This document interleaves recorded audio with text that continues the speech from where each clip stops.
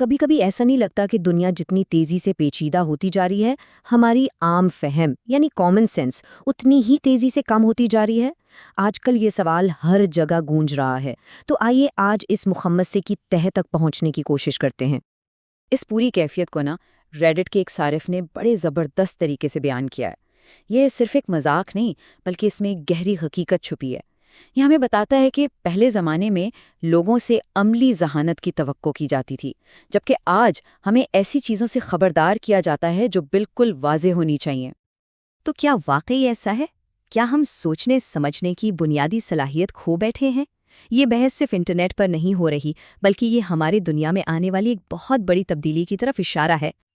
اچھا، اس بحث کے کئی پہلو ہیں۔ کچھ لوگوں کا ماننا ہے کہ جی پی ایس جیسی ٹیکنالوجی نے ہماری سمت پہچاننے کی حس کو بالکل ختم کر دیا ہے، لیکن دوسری طرف ایک دلیل یہ بھی ہے کہ مہارتیں غائب نہیں ہوئی، بس ان کی شکل بدل گئی ہے۔ مطلب پہلے انجن ٹھیک کرنا ایک ہنر تھا، آج کوڈنگ کرنا ایک ہنر ہے۔ اور شاید اصل مسئلہ عام فہم کا نہیں بلکہ تنقیدی سوچ کا ہے، کیونکہ جب ہر طرف سے اتنی متضاد معلومات آ رہی ہوں تو سچ اور جھوٹ میں فرق کرنا ہی سب سے بڑا چیلنج بن جاتا ہے۔ چلے اس آن لائن بحث سے نکل کر ایک حقیقی دنیا کی مثال دیکھتے ہیں، ایک ایسی جگہ جہاں سیدھی سادی عقل سلیم بالکل جواب دے جاتی ہے۔ یہ کہانی ہے دہلی کے بندروں کی، جو ایک بہت ہی حیران کن تضاد کو جنم دیتی ہے۔ ذرا سوچ کر دیکھیں، ایک بڑے شہر کے بیچوں بیچ 25,000 بندر آزاد گھوم رہے ہیں۔ وہ صرف جانور نہیں ہیں، بلکہ دہلی کی روزمرہ زندگی کا ایک ایسا حصہ ہے جو ایک ہی وقت میں مقدس بھی ہے اور ایک مصیبت بھی۔ اور یہی تو اصل تضاد ہے جو اس مسئلے کو اتنا پیچیدہ بناتا ہے۔ ایک طرف ہندو عقیدے میں یہ بندر بھگوان ہنومان کا روپ سمجھے جاتے ہیں، اس لیے لوگ انہیں ثواب کمانے کے لیے کھانا کھلاتے ہیں، لیکن دوسری طرف یہی بندر گھروں میں گھس کر توڑ پھوڑ کرتے ہیں، لوگوں پر حملے کرتے ہیں اور شہر کے لیے ایک سنگین مسئلہ بن چکے ہیں۔ ایک تحقیق کے دوران نند لال نامی بندر پکڑنے والے نے اس مسئلے کی سنگینی کو ان الفاظ میں بیان کیا: یہ کوئی سنی سنائی باتیں نہیں ہیں، بلکہ دہلی کے شہروں کی روزمرہ کی حقیقت ہے۔ اور یہاں آ کر کہانی میں ایک بہت ہی دلچسپ بلکہ حیران کن موڑ آتا ہے۔ وہی لوگ جو ان بندروں کی وجہ سے شدید پریشان ہیں اور چاہتے ہیں کہ انہیں شہر سے نکال دیا جائے، وہی صبح اٹھ کر مذہبی عقیدت کے ساتھ انہیں کھانا بھی کھلاتے ہیں۔ یہ رویہ بظاہر تو بالکل غیر منطقی لگتا ہے نا؟ تو آئیے سمجھتے ہیں کہ اس بظاہر عجیب و غریب رویے کے پیچھے کون سی گہری ثقافتی اور مذہبی منطق چھپی ہوئی ہے۔ دیکھیں، اس پورے عمل کی بنیاد دان کے تصور پر ہے۔ دان ایک طرح کا مذہبی تحفہ ہے اور عقیدہ یہ ہے کہ بندر کو کھانا کھلانے سے پنیا یعنی ثواب حاصل ہوتا ہے۔ یہاں تک تو بات سیدھی سادی لگتی ہے، لیکن اس میں ایک دلچسپ موڑ بھی ہے۔ عقیدے کے مطابق جب کوئی شخص دان دیتا ہے تو صرف ثواب ہی نہیں ملتا، بلکہ اس کے پاپ یعنی گناہ بھی اس تحفے کے ساتھ وصول کرنے والے کو منتقل ہو جاتے ہیں۔ اس طرح بندر ایک طرح سے گناہوں کا بوجھ اتارنے کا ذریعہ بن جاتا ہے۔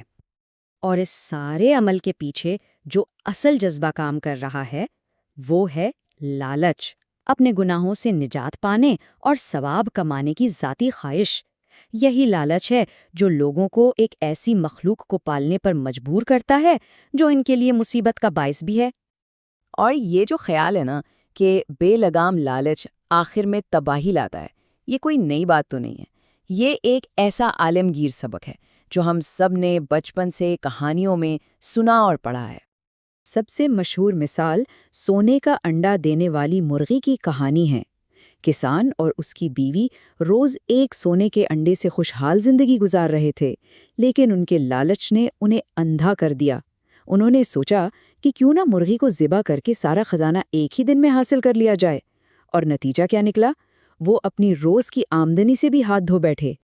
دہلی کے بندر ہوں یا سونے کا انڈا دینے والی مرغی، دونوں کہانیاں ہمیں ایک ہی سبق سکھاتی ہیں: لالچ بری بلا ہے۔ یہ ایک ایسا سچ ہے جو وقت اور ثقافت کی قید سے بالکل آزاد ہے۔ تو سوال یہ اٹھتا ہے کہ ہم ایسی پیچیدہ اخلاقی گتھیوں کو سلجھانے کی صلاحیت اپنے اندر کیسے پیدا کرتے ہیں؟ کیا اخلاقیات صرف کچھ اصولوں کی ایک فہرست ہے جسے یاد کر لیا جائے، یا پھر یہ اس سے کہیں زیادہ گہری چیز ہے؟ اس سوال کا جواب ڈھونڈنے کے لیے انڈونیشیا میں کی گئی ایک تعلیمی تحقیق پر نظر ڈالتے ہیں۔ یہ حیران کن عدد 97.6% وہاں کے نجی کنڈرگارٹنز کی تعداد ہے، اور یہ ہمیں وہاں کی اخلاقی تعلیم کے بارے میں بہت کچھ بتاتا ہے۔ اس تحقیق سے یہ بات سامنے آئی کہ وہاں بچوں کو اخلاقیات کے اصول تو سکھائے جاتے ہیں، لیکن انہیں یہ نہیں سکھایا جاتا کہ وہ ان اصولوں کے پیچھے کی منطق کو سمجھیں۔ نتیجہ یہ ہوتا ہے کہ وہ زندگی کے پیچیدہ مسائل کو صرف صحیح یا غلط کے پیمانے سے ناپنے لگتے ہیں، جبکہ حقیقت میں زیادہ تر فیصلے ان دونوں کے درمیان کہیں ہوتے ہیں۔ اور یہیں پر کہانیوں کا جادو کام آتا ہے۔ کہانیاں ہمیں صرف اصول نہیں بتاتی، بلکہ وہ ہمیں کرداروں کے تجربات سے گزار کر ہمدردی سکھاتی ہیں۔ وہ ہمیں کیوں کے سوال کا جواب ڈھونڈنے میں مدد کرتی ہیں۔ تو چلیں اب ان تمام دھاگوں کو جوڑتے ہیں۔ ہم نے ریڈٹ کی بحث سے سفر شروع کیا، دہلی کے تضاد کو سمجھا اور اخلاقی تعلیم کی اہمیت کو جانا۔ اب واپس چلتے ہیں اپنے بالکل پہلے سوال کی طرف۔ یاد ہے وہ 1960s کی دہائی جب کار کے مینول میں تکنیکی ہدایات ہوتی تھیں؟ وہ دور سادہ نہیں تھا، لیکن اس کے مسائل میکینیکل اور واضح تھے۔ آج کے دور کے مسائل زیادہ پیچیدہ، مبہم اور انسانی نفسیات سے جڑے ہوئے ہیں۔ تو شاید حتمی جواب یہ ہے کہ عام فہم یا کامن سینس مر نہیں رہی، بلکہ یہ ارتقاء کے عمل سے گزر رہی ہے۔ آج ہمیں پرانے دور کی عملی سمجھ کی نہیں، بلکہ ایک نئی قسم کی حکمت کی ضرورت ہے۔ ایک ایسی حکمت جو دہلی کے بندروں جیسے تضادات کو سمجھ سکے اور ان میں اپنا راستہ تلاش کر سکے۔ تو آخر میں ایک سوال سب کے لیے، معلومات، غلط معلومات اور شور کے اس دور میں حقیقی دانائی اور حکمت کی اصل شکل کیا ہے، اور ہم اسے کیسے حاصل کر سکتے ہیں؟